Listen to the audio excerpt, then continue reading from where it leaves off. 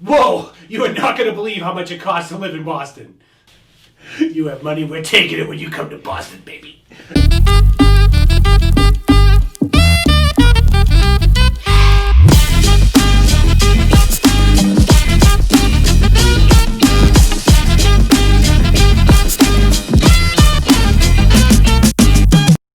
Hey everyone, my name is Matt Swierk, and I'm a local real estate expert right here in Massachusetts with the Legacy Star team powered by Keller Williams. Now, if this is the first time you've been to our YouTube channel and you want to know everything there is to eating, sleeping, playing, living, and what's the actual cost of living in Boston, then what you're going to want to do is hit the subscribe button. Make sure that you click that little bell so every time we make a new video, you're going to be notified. So to be honest with you, we've had a lot of people that are clicking that little bell and reaching out to us to get information about Massachusetts. And we really feel honored to be your resource and give you everything you need to know. So you definitely want to reach out to us. You can either call us, you can send us a text, you can send us an email, you can send us a package and we'll open it up and be surprised. So whatever you want to do to reach out to us, go ahead and do it. And we're excited to talk to you. So we talk a lot as far as Massachusetts, and we're going to drill down a little specifically today and talking about actually Boston and what is the cost to live in Boston. So we're going to go through just some of the basics here. Today we decided we're going to throw it all over the place. We'll keep it very entertaining. We got a lot of, I think it's a full moon tonight, so we definitely have the giggles and we're going to have a lot of fun with this. So we have a lot of fun with all these videos.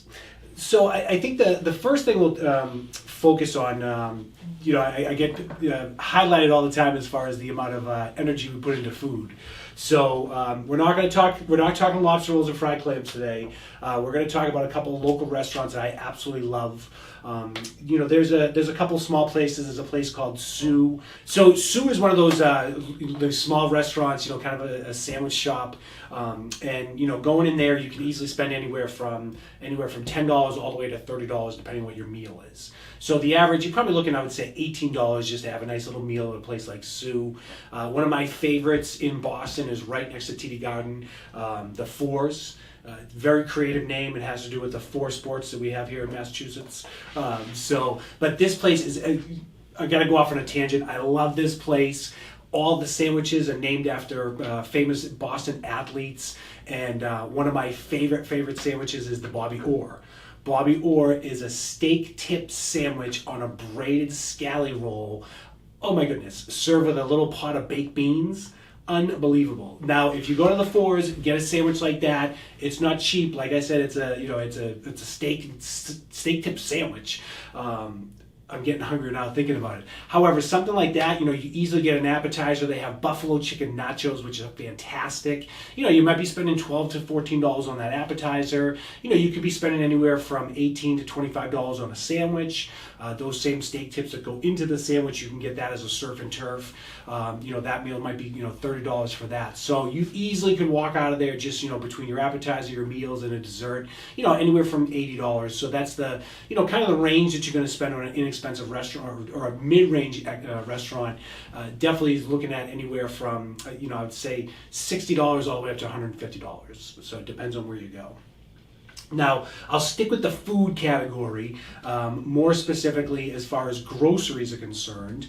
And every day I go shopping, it seems like the cost is going higher and higher. So, I like turkey, I like roast beef, and easily you could be spending $11 for a pound of turkey. For a pound of roast beef. You could be spending $9 to $10 for a pound of turkey. Cheese, depending on what type of cheese you get, we don't eat processed cheese anymore, so American cheese is out the window. Our family has switched to cheddar, so we're spending probably $8 for a pound of cheddar cheese. So definitely, we switched over to buying organic and cage-free eggs, and those eggs are costing us $3.50 for a dozen. I was going to say a gallon, which would make sense. You want to switch over to gasoline after talking food? We'll go back and forth. I told you we're going to be a little zany today. Gasoline, we're probably averaging, I would say right now, probably $2.70 a gallon. Again, depends on where you are within the city. So.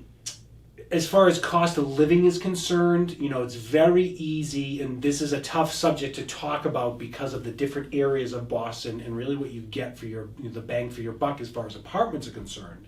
So I'd say the average apartment, you're looking maybe a 2-bedroom apartment, could be $2,500.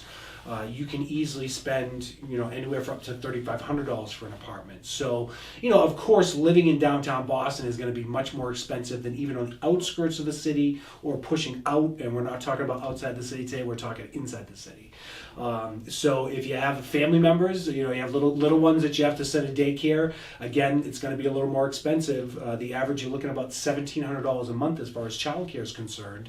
And depending on where you go, it could be anywhere from $1,200 all the way up to $2,500. So depending on what type of service it is, what they do, that's going to really range as far as the cost of childcare is concerned. Medical costs, it's interesting because an average doctor's visit here in Mass, you're probably looking at $160 per just a regular check-in as far as the doctors are concerned. Go to the dentist, you're probably looking at $140. Go to the optometrist, you're probably looking at $160. So, again, in downtown, being in any city, you're definitely going to have more expenses. Here's something that's really interesting. If you order something from the dollar menu in Boston, it's going to be $1. And I had to say it's cheesy, but I just have to say that. So yeah, dollar menu, value menu, it's the same across the country, same across the state, doesn't matter where you're going. Living in downtown Boston, if you want to go out and enjoy some of the nightlife, you're probably looking at, maybe $6, $7 for, a domestic beer. Something that's imported is going to be a couple dollars more, and the microbrews are going to be, in that same range. You're probably looking for, $8 for a decent microbrew. And we have some breweries right in Boston. We have Sam Adams, which is a great brewery, and they have a fantastic selection. We have Harpoon Brewery as well. So there is some great places as far as getting some quality drinks at a decent price. The nightlife scene, going out to the clubs, depending on where you're going, who you're seeing, what you're doing. You could be spending $25 for a cover to get in there to go get your groove on and do some dancing and have a lot of fun. Playing pool, you're probably spending about $20 for a round of pool. Bowling, you're looking at like maybe $8 for a string of bowling, where your shoe rental is going to be maybe $3 or $4, right? Going to the sporting events, the average, we talked about this in one of the other videos that we did, is that, you're probably going to spend $100 for a decent seat going to, Fenway Park. As far as the Bruins are concerned, same thing, you're probably looking at, maybe $90 to $100 for a semi-decent seat. And the Celtics, same type of situation. So, it's great to have so much right here. So we talked about this, I think, in one of our earlier videos, as far as the cost of living here being a little bit higher. However, when we're here, and as far as our wages are concerned, that's another thing, is that the average household income is much higher in Boston. So we talked about the rentals, and if some people are spending $3,500, as far as their rent payment's concerned, consumers are going to put that into actually owning a house and pay themselves eventually versus paying the bank. Or paying the landlord. You have to pay the bank when you own the house. So what's interesting is that the median price as far as a single family home is just over $700,000. So again, higher or lower, definitely depends on what size house you get, where it is, and what the amenities are, or the finishes, I would say, as far as the property is concerned.